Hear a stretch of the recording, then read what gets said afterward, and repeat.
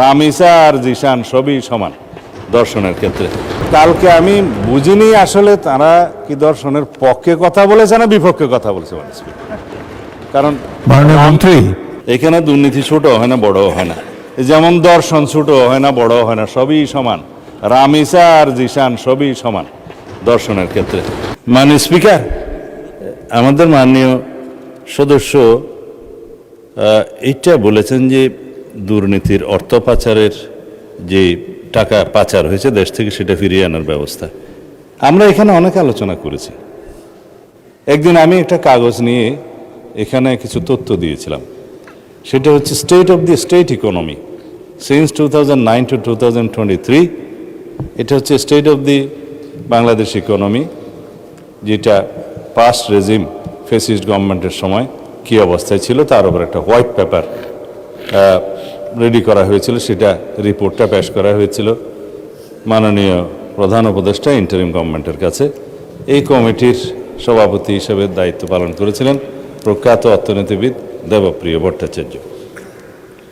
এখানে সামারিতে এক লাইনে শুধু বলি, কারণ সময় বেশি নেই, সবাই মাগরিবের নামাজের সময় চলে আসছে।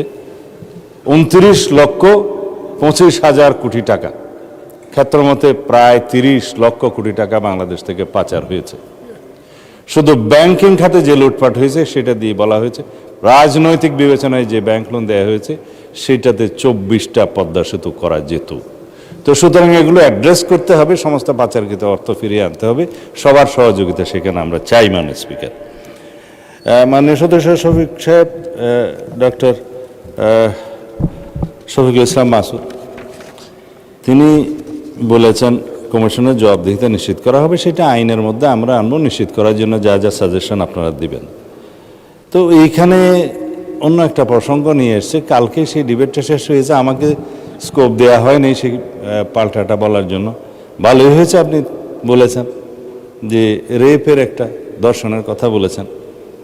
এটা মানে স্পিকার, আমাদের মাননীয় বিরোধী দলীয় নেতা জামাত ইসলামের সম্মানিত আমির সাহেব একটা স্ট্যাটাস দিয়ে বলেছিলেন জিশান নিখোঁজ হওয়ার 19 ঘন্টা পার হয়ে গেল, সরকার এখনো উদ্ধার করতে পারেনি, কি করছে? তো সেজন্য 19 ঘন্টা পার হওয়ার পরে মাননীয় স্পিকার সরকার কি করেছে সেই বয়ানটা দিয়েছিলাম। এইটা সরকারের পক্ষে দায়িত্ব। এখন কালকে আমি বুঝিনি আসলে তারা কি দর্শনের পক্ষে কথা বলেছে না বিপক্ষে কথা বলেছে। কারণ মন্ত্রী, আমরা তো দুর্নীতি দমন কমিশন নিয়ে আলাপ করছি। ঠিক আছে, এটার উপরে শেষ তাইলে দুর্নীতিতেই যাচ্ছে। মাননীয় স্পিকার, দুর্নীতির ক্ষেত্রে বলেছে উচ্চ এবং নিম্ন দুর্নীতি।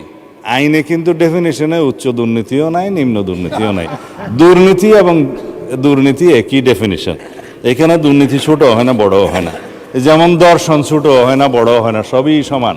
রামিসা আর জিশান সবই সমান দর্শনের ক্ষেত্রে।